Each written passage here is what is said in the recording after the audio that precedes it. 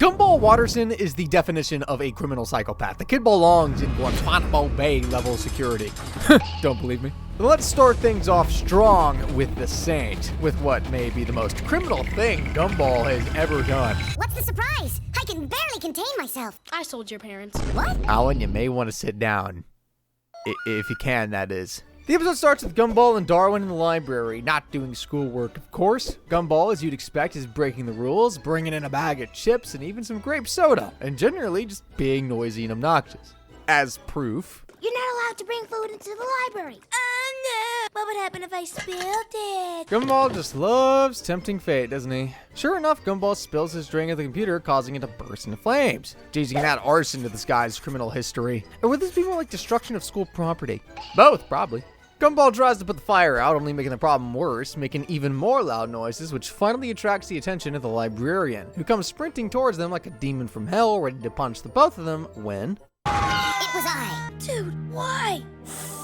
It's okay. That's right. The benevolent balloon with a heart of gold, or in this case air, takes the blame for Gumball's accident. Despite being grateful for what Alan did for him, Gumball's determined to prove that even someone as selfless as Alan has a breaking point. Why on earth would you want to do that? Because the people deserve to know! And because I got nothing else to do today. Yeah, what's a kid gonna do? Stay inside and play video games? No! Brain rot's more dangerous if you ask me, I should know. Gumball's first attempt to break Alan is to assassinate his social life by tweeting a comment that would make Elon Musk proud, and it goes about as well as you'd expect. What happened? Honestly, given how toxic the internet can be, I'd say Alan got off easy. Gumball doesn't try to deny what he did, patiently awaiting the wrath of Alan, but then... Thank you. Now I get a chance to befriend them all again. I will break you! Seriously, Gumball, you need help, man. After destroying Alan's virtual social life, Gumball decides to target his real social life by making it look like Alan was cheating on his girlfriend. You said don't forget any detail. That'll have to do. You can now add identity theft to Gumball's criminal history, although technically Darwin is the one doing the identity theft, so... Gumball breaks the heartbreaking news to Carmen, but Alan is too nice of a person to deny the accusations, resulting in the termination of their entire relationship. Gumball patiently waits for Alan to finally break, but then... Gumball, I'm not angry with you. Why can't I make you angry? Yet the guy keeps absorbing punch after punch from Gumball, almost like he's made out of air. Gumball keeps trying to make Alan burst, but even committing the heinous act of stealing his last meatball at lunch isn't enough to bring out this guy's bad side. With no other way to break Alan, Gumball resorts to doing something so criminal I can't believe this got past the censors. I sold your parents. What? No, please! I have a son! What? Yeah, so I'm pretty sure that's illegal. And ironically, even watching his parents get tortured and disfigured, Alan still doesn't break. Look at the happiness they're bringing to those children. It's beautiful. Okay, now I'm wondering if Alan is more psychopathic than Gumball. Ironically, not being able to break Alan finally breaks Gumball as he begs Alan to tell him why he can't be broken. Turns out Alan's secret is to always say yes to life and everything will work out in the end. And sure enough, everything bad that happened to Alan suddenly turns into a happy ending as he gets his parents back, his girlfriend back, around $20 million, but most importantly, he finally gets to eat that meatball. So to try and become as happy as Alan, Gumball and Darwin say yes to everything, including getting very risky experimental treatment done. Seriously, did they have to start so unpredictably? I don't feel so good.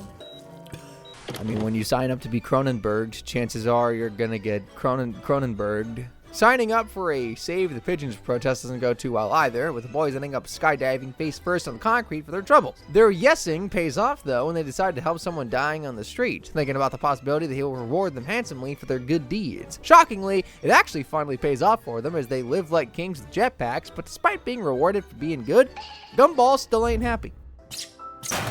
I'm sorry for trying to break you, Alan. I don't think everyone else in town would agree with you guys, but Gumball apologizes to Alan for trying to break him, and Alan is happy that Gumball remains true to himself. Gumball walks away defeated, unintentionally making some awful noises with his feet. Can you please stop making that noise? You mean this? Stop it, you jerk! Ironic also how the one thing that finally breaks Alan involves something he doesn't have. Feet. Gumball gloats that he finally broke Alan, feeling so much better about himself, and when Gumball rushes off to tell Darwin, Alan reveals it was all a ruse.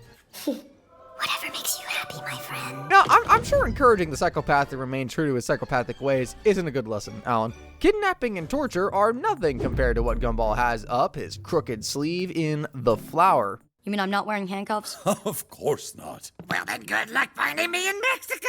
You know this is going to be bad when even Gumball admits he should be in prison. Gumball and Darwin are enjoying a beautiful sunny day watching Penny and the cheer squad practice their routine. Penny lands a perfect flip while blowing Gumball a kiss. Nothing could be better on this perfect... This isn't a sunny day. Secondly, that move went wrong, and you cheered. Forget prison, get this kid to an insane asylum. Darwin chews out Gumball for dragging him out here in the pouring rain to eat his lunch, while Gumball sees Leslie and Penny getting closer to one another, prompting what I can only describe as Gollum meets Helga Pataki. That's how it starts. Soon he'll be your boyfriend. No, it's not like that. He's a nice guy. No, he's not. This is giving me nightmare fuel. Convinced Leslie is trying to steal Penny from him, Gumball's jealousy takes over as another personality, becoming aggressive and borderline sadistic. It's clear jealousy Gumball wants to harm Leslie, but thanks to Gumball never having worked out a day in his life, jealousy can't land a single punch. Gumball tries to get jealousy to stop, but jealousy is way too powerful. Looks like I'm gonna have to take care of this myself.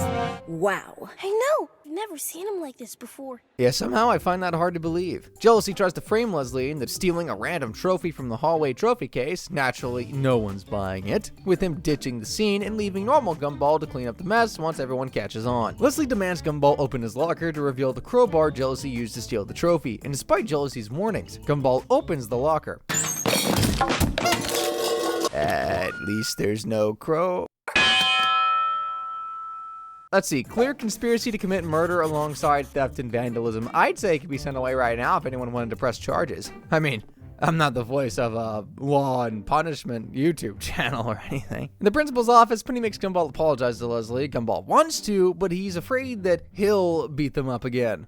Who? Me! You nectar-faced CO2 breathing, self-pollinating, photosynthesizing. I know I should be afraid, but that roast is just beautiful. After a pitiful escape attempt, Penny encourages Gumball to try and be nice to Leslie, and Gumball agrees to make an effort. Leslie and Gumball spend some time together, and for a second, you'd think that these two might actually make it as friends until... Surprise! I see you've met my hungry little friend. I can't move! Honestly, I'm more horrified over how Gumball managed to find all those snails. Leslie manages to escape by taking off his pot, but Gumball's driven mad as he attacks Leslie, violently picking his petals one by one. Darwin comes to the rescue, but even he is panicking over what Gumball's become. Dude, you know things are bad when Darwin finally takes things seriously. Finally, Carrie decides to intervene and exorcise the jealousy out of Gumball, because I guess it's possible to do that to emotions. Any chance I can exorcise a few memories I'd like to forget? Carrie creates a circle of pepper, trapping jealousy and Gumball from getting out. She then leads everyone in a chant, and, well, it does this. What is that? It's jealousy in its purest form. Wonder if it's possible to exorcise all the other demons living comfortably inside Gumball. I mean, you're already here, you might as well. Penny rushes to Gumball's aid, accidentally breaking the circle, setting jealousy free as he causes havoc, and just all around them, essentially. Thankfully, Leslie comes to the rescue, cocking a vacuum like a Ghostbuster, ready to kick some major ass. I've got a vacuum bag with your name on it.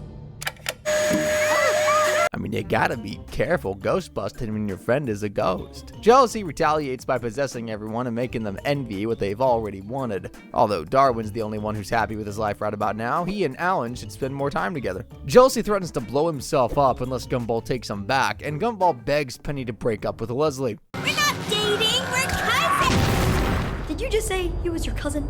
Well, duh. Everyone knows. Now what we have here is a failure to communicate. So yep, jealousy's defeated, Gumball apologizes to Leslie, and it looks like everything's back to normal again. That's okay. You made it, man. Get your hands off him, you undead, ectoplasmic, transparent, paranormal, spooky, floating, fringe flicking. See, she really does like Gumball. Isn't that sweet? As I mentioned before, Alan is the most kind-hearted person in the history of ever, so obviously there'd never be a justifiable reason to pop the man, right?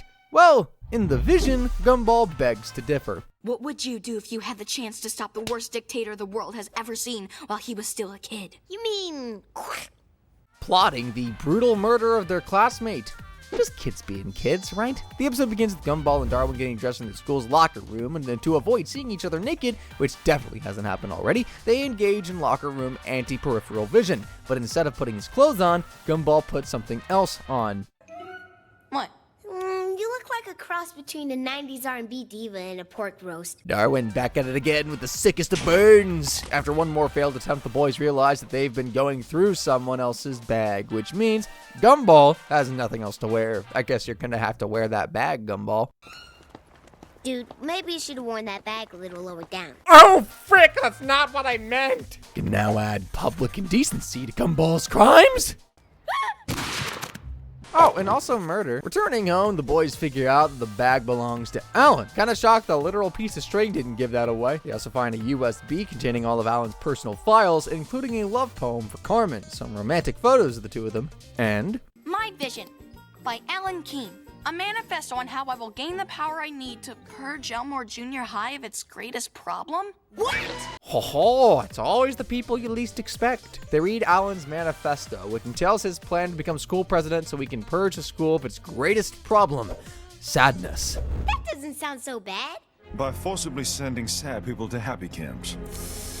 Yeah, the plan requires Alan to change his appearance to be more serious and his voice to be more country sounding, which doesn't at all give creepy dictator vibe. Long story short, Alan's manifesto paints a pretty dark picture, and the road to get there is even worse. Gumball realizes that there's only one thing to do in order to stop this future dictator in his tracks. You mean...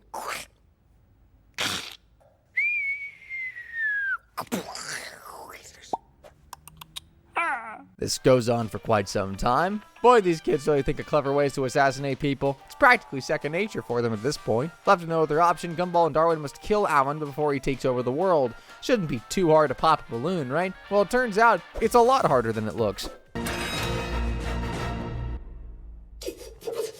So the vent exit is the same size as the vent entrance. How did he get inside the first... You know what? Never mind. Darwin has no luck either. There he is!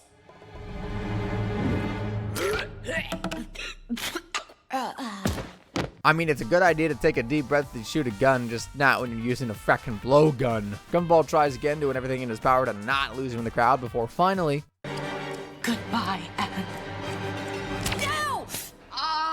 Okay, you deserve that one, Gumball. How do you not know how to use a stapler? The boys try several other ways, each one failing in hilarious fashion to the point when it becomes pitiful.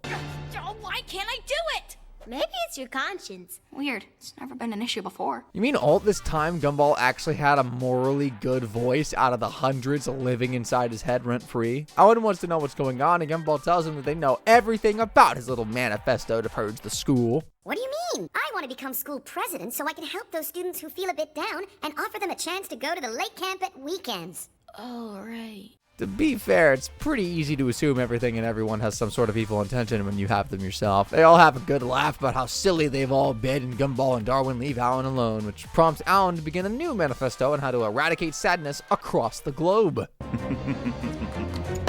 Should've let us leave the room first.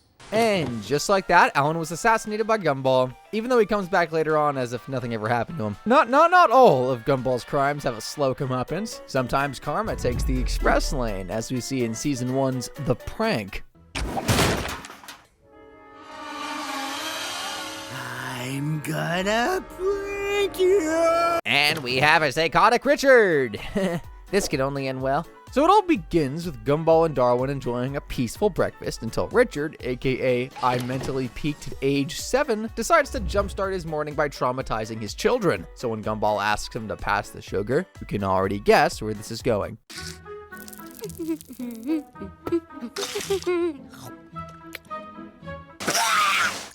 Hey, gotta hand it to Darwin. He takes that hosing down like a champ. Now, any seasoned prankster knows the golden rule. You hit and you run. Richard, being the noob he is, decides to hang around and soak in the moment. And since the Gumball and Darwin are basically the Batman and Robin at dishing out disasters, they waste no time settling the score with their dad. Looks okay to me.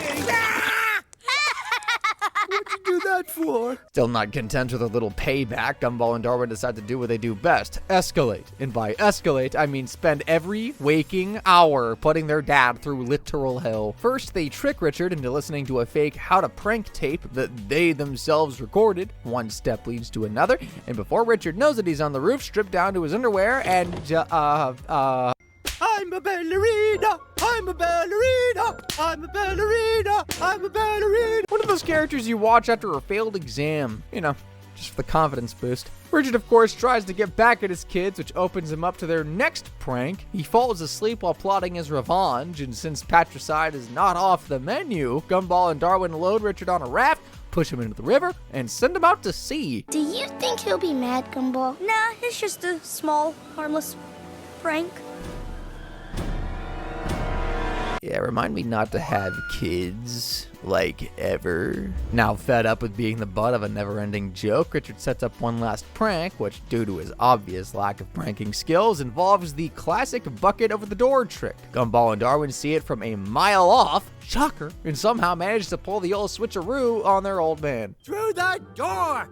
The what? The door! Like this! Dumber than a sack of bricks, that's for sure. It's at this point that Richard completely breaks down. Gumball and Darwin, realizing they've broken their father's soul, decide to hand him a pity win. They willingly walk into his next prank, but let's just say he's way past seeking a regular W. What the what? I'm gonna prank you! This is the part where you run. With Richard now completely off the rails, the house quickly turns into a bonus level of Pac-Man. He chases Gumball and Darwin all around the house, bursting through the walls, the ceiling, before finally cornering them both. Desperate, Gumball reaches for a bottle of ketchup on the floor, tries to splash it on Richard's face, only for the ketchup to splash on him and Darwin. And this, my friends, I kid you not, is Richard's grand prank. You almost dropped a block of solid concrete on our heads! Yeah. Mamma mia. Unhinged clapback aside, there's still the issue of Gumball sending his father adrift. And sure, Richard did manage to make his way back, but that still counts as attempted manslaughter, which last time I checked is grounds for at least jail time, or maybe just a PG rating bump. Moving on from unhinged pranks, we turn attentions to more obsessive hobbies in Season 4's The Traitor. Emphasis on obsessive. The episode starts with Gumball getting all dressed up, making an elaborate lunch, and literally throwing rose petals around the house like he's starring in The Bachelor. While you'd normally be forgiven to think this is all for Penny, turns out this is Gumball's way of apologizing to Alan, who, let's just say, has a mansion built in Gumball's head. Why are a lot of these crimes having to deal with Alan? But right before Alan arrives, Alan's family informs Gumball that Alan won't be coming due to his mom being in the hospital. Alan's not coming because his mother was sick. I really shouldn't dance because it sounded quite serious. Wow, thoughts and prayers. So for the first time in forever, Gumball has nothing bad to say about Alan. And just when you think the episode's going down the wholesome route, Darwin, because he has to stir the pot somehow, decides to check Alan's online status. A few stalker activities later, and they find Alan committing the cardinal sin of having fun with his family instead of eating Gumball's gourmet monstrosity. Which, of course, sends Gumball over the edge because, well, this is Gumball we're talking about. You don't even like the guy. Why do you care? Because he lied about his mom to get out of our dinner. Yeah, because if you're not sleeping on the floor of a hospital ward for 72 hours straight, your loved one isn't really sick. And because Gumball's moral compass is a flaming car wreck, he does the only reasonable thing: hunt Alan down and ruin his day. For the 1000th time, it feels like at this point. What follows is a full-on manhunt as Gumball and Darwin stalk Alan's family all over Elmore. They crash into Joyful Burger, storm Elmore Cinema, run through the park like they're in a Jason Bourne chase scene, except instead of catching a criminal, they managed to rack up just about every public charge you can think of. Okay, guys, when I explain everything, you'll realize that I am the true victim here, okay? Might want to start by putting Billy down first. Eventually, they run out of steam and Gumball is ready to accept his ill until Alan's car casually drives by again. Gumball's delusional spiral kicks right back in and takes off right after them like an unhinged GTA NPC. Now in full-on stalker mode, they finally corner Alan at the hospital. You know, the place Alan's mother was actually in this entire time. They burst into her room like they have a search warrant, only to find Alan literally about to donate a whole organ. And since Alan's a far better person than Gumball could ever be, he takes his time to explain his family's recent outing. She's scared of the hospital, so my dad and I wanted to give her the best day possible before her operation. And that right there, folks, is exactly why you don't jump to conclusions. To make matters even worse, Gumball and Darwin absolutely body Alan's dad on their way in, which, by the way, is the guy performing the surgery. So now the surgeon is unconscious, the hospital's down to one medical professional, and somehow this is still not the worst thing Gumball does. Because instead of taking the hint in leaving, Gumball steps up to the operating table like he's Grey's Anatomy's newest intern.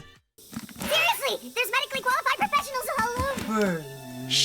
This right here is what restraining orders were designed for. Now, fun fact, Alan's organs are made of air, which means they're invisible, which means these two morons are literally performing surgery on nothing. And let's just say there's a lot of spilling action, to say the least. Luckily for everyone, Elmore exists outside the laws of common logic, so the surgery ends without a hitch and Alan is still alive. His mom's fine, although she now talks out of her backside, and Gumball ending another day as a free man. Still on the topic of Gumball's obsessive tendencies, who could forget the time he decided to owe Mr. Robinson a life debt in Season 1's The Debt? No way! I am not leaving your side until I have saved your life in return. Somehow that sounds like a threat. The episode kicks off with Gumball loitering in front of his house, counting down the 10 hours until Robinson's senior talent show starts. 10 whole hours. And oh yeah, he's explicitly banned from attending. Darwin and Ananias try to talk some sense into him, but before logic can sink in, the Robinsons pull up in their car, and right on cue, Gumball forgets how legs work. Save yourselves!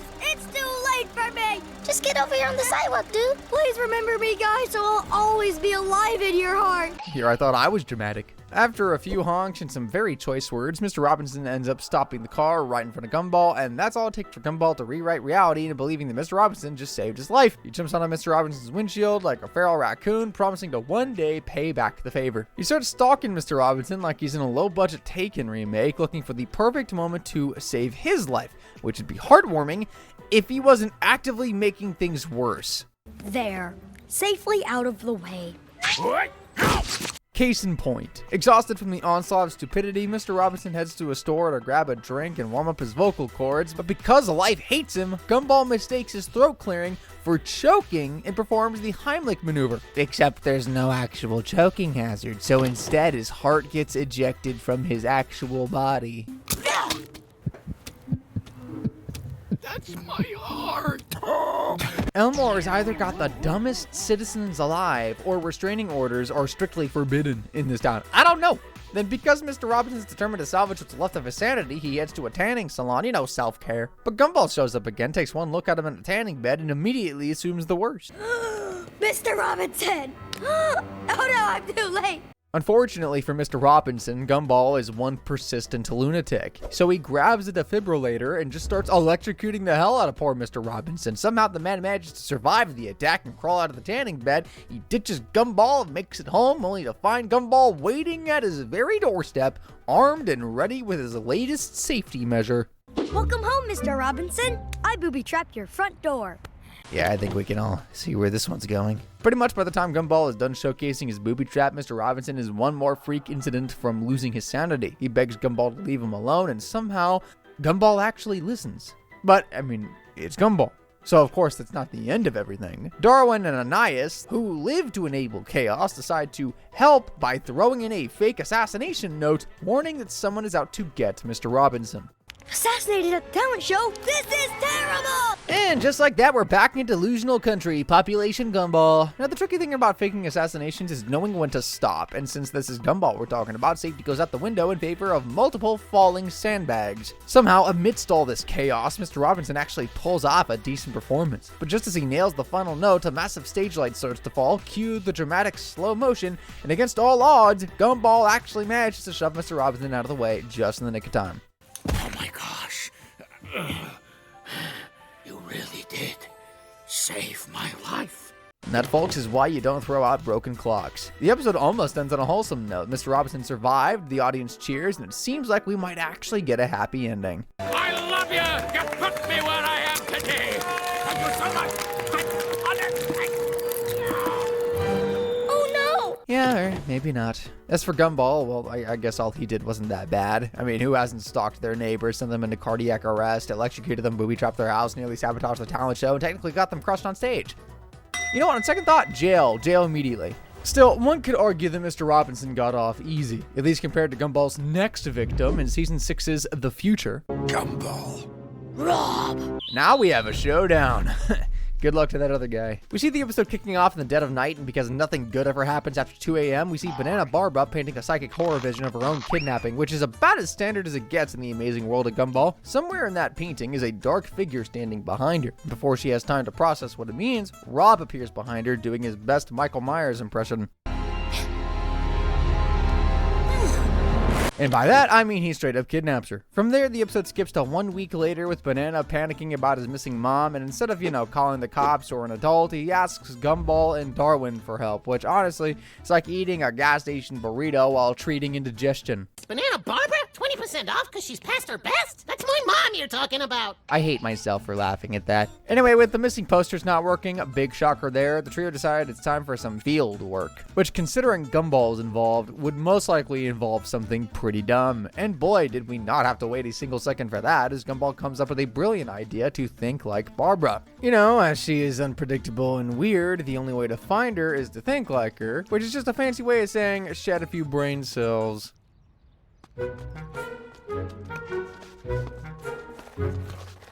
Or better yet, all of them. Meanwhile, over the junkyard warehouse, Barbara's being held hostage by Rob, who's forcing her to paint the future, which in theory sounds terrifying, except each of Barbara's visions turn out to either be static nonsense or just Gumball and Darwin doing dumb stuff. Understandably, Rob is losing his patience, and while he's busy raging, Barbara begins to secretly alter some of her paintings so as to leave hidden clues for the boys to find her. Only problem is the boys are still wandering around town being complete frackin' idiots. I'm here, Banana Joe. Of course.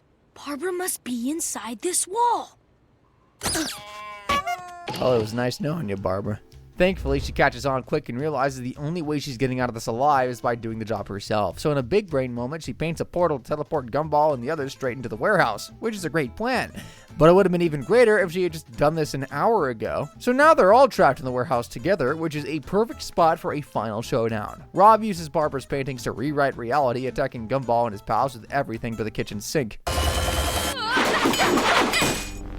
Actually, scratch that, the sink probably got them too. Eventually, the boys manage to grab hold of Barbara's brush, a tussle occurs between them and Rob, a few lines are drawn here and there, before anyone knows it, Rob is missing a few crucial pixels. At which point, Gumball channels his inner Thanos and finishes the job by quite literally erasing Rob from existence, which is pretty much as unhinged as you can get. Surprisingly, he and Darwin start to feel bad about, deleting a guy, so they ask Barbara to bring Rob back, which she does. Except instead of bringing Rob back to the real world, she paints him into a void dimension. Oh, can you give him something lame like a goatee or a third nostril or something? Perfect. I finally get why he hates Gumball so much. So, quick recap of Gumball's rap sheet here. He erased someone from existence, then felt bad about it, then had the guy resurrected, only to be thrown into a dimension of eternal suffering, and then made sure he looked stupid while falling into the abyss. Yeah, I'll let you guys be the judge of that one. Now, we all know delusion plays a big part in why Gumball is such a menace. And in Season 3's The Society, he wasn't what you'd call a very grounded individual. There was a secret society in this school, a corrupt circuit promoting inequality, a disgusting organization encouraging injustice and elitism.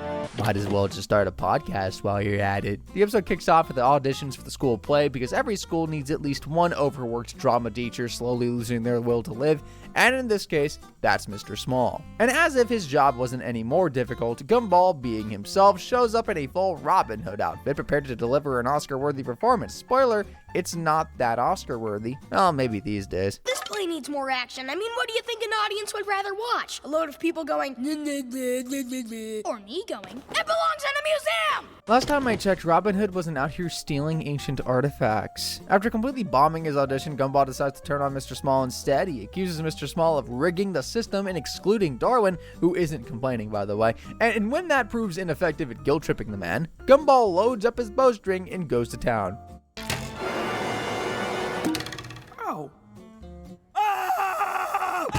Yeah, that's definitely their drama teacher, all right. That, of course, earns Gumball a trip to Principal Brown's office, and since his offense is attacking a teacher, well, technically, his punishment ends up being detention for a month. Naturally, Gumball tries to plead his innocence in the most Gumball way possible by reenacting what exactly happened. And since he has a black belt in being a clumsy oaf, he ends up firing a rubber band into one of Principal Brown's eyes, closing things off with a coup de grace.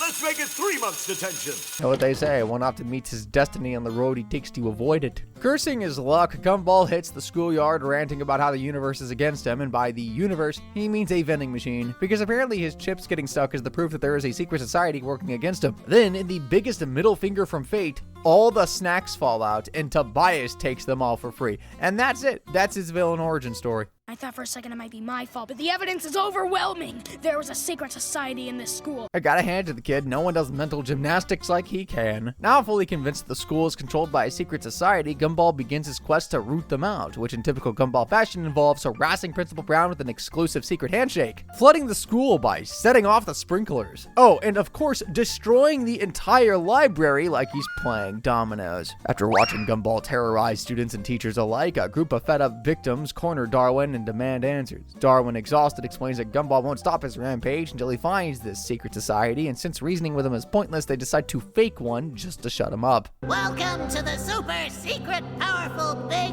secret, powerful society meeting initiation time. I don't know why, but I can absolutely see Joe running a cult someday. Banana Joe, now fully embracing his new cult leader role, gives Gumball 3 trials. First, he must endure being beaten with pillows. But since Gumball is incapable of chill, he escalates things and smashes his own face in with a metal tray. Then he's told to roast Richwood High, so he takes it literally and sets their mascot on fire. And just when you think he couldn't possibly misinterpret one more thing, he nearly plummets to his death during the final trial. That's the wrong way. No, it's not. Your voice is coming from right in front of me, so it's obvious I gotta jump backwards. Somehow, he's still the sanest of the bunch. Darwin, having seen enough, forces Banana Joe to reveal the truth, and if you thought this was the moment Gumball would finally wake up and realize his mistake, no, buddy, you must be new here. They double bluffed me. What? They pretended there was no secret society to cover up the real one. And that, my friends, is what peak brain rot sounds like. So in summary, Gumball shot Mr. Smalls in the head, blinded Principal Brown, committed mass property damage, and roasted a school mascot all in the space of a singular 10-minute episode. Might be a personal record for him. Still, the episode ends on a pretty wholesome note as Gumball declares that he doesn't need to join this secret society as he already has Darwin. So I guess he has someone to visit him when he finally lands in jail. If somehow you still aren't convinced that Gumball belongs in a maximum security facility, then I present to you Season 2's The Finale, an episode that might as well be a confession tape. What? You're in here too? And guess who's where they rightfully belong. So the episode starts off with the Wattersons flipping through their family album, which, as you'd imagine, is a scrapbook of war crimes, property damage, and general acts of domestic terrorism. While they're busy reminiscing on the bad old days, Mrs. Jotunheim knocks on the door demanding cash. Turns out last time Gumball pissed off her son, they left half of Elmore looking like a post-apocalyptic wasteland, and now she's come to split the bill. Here's your half of the bill for the reconstruction work. That's the face of the man who realizes he's now 800 grand in debt. But before the Wattersons even have time to digest the financial nuke that just hit them, in walks Principal Brown. And the dude's got fantastic news. Gumball and Darwin have to start school over from kindergarten because apparently their entire academic career has consisted of pissing people off until they chase them down the hallways. So basically, these two have the same level of formal education as a bag of rocks. But hey, can't get any worse, right? Wrong. Oh, hello, officer. Really? I don't remember any reckless driving. And that's not even the half of it. By this point, the Wattersons finally come to terms with the reality of their situation. They owe $800,000. Richard is facing prison time for reckless driving. Gumball and Darwin are getting academically reset. Basically, their crimes against Elmore have finally caught up to them. Anais, being the only brain cell left in this family, tries to come up with a plan which ends just as well as you'd think. This time, instead of diving headfirst into whatever stupid idea, we should... And they're gone. Well, let the great Watterson hustle begin. Gumball and Darwin's plan is pretty simple. Earn money for their bills and catch up on all their schoolwork in a single day, which leads to step 1, steal a school bus. And since it's already a bad idea, they top it all off by putting Richard behind the wheel. Apparently, his open, reckless driving case wasn't enough warning against that. Within seconds, Richard drives straight into the Fitzgerald's house and somehow ends up wrestling Patrick Fitzgerald in the wreckage. Dad, what are you doing? Dad fight! Dad fight! Dad fight! Dad fight! Hey, if you're already bound for jail, you might as well earn one last W while you're still free. Since driving a literal tank through someone's house didn't work, plan B is fraud, specifically scamming rich, gullible parents into thinking they need elite private tutoring for their kids. So they set up a fake school, dress Richard up as the headmistress, don't ask, and as expected, this plan explodes in their faces, and boy does it blow up spectacularly.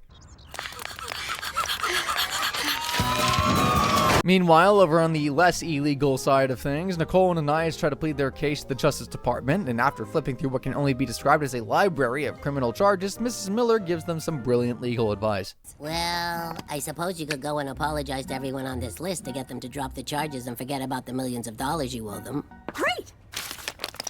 She was being sarcastic, by the way. And so we get to step 3 of the Great Watterson Hustle. Apologize to everyone. Nicole and Anais try to make amends, starting with Larry, the guy whose life the Wattersons have single-handedly ruined at least 30 times. But there's just one tiny problem. Larry has a restraining order against them. And just like that, attempting to apologize to him qualifies as a crime. Which brings us to step 4, go to prison.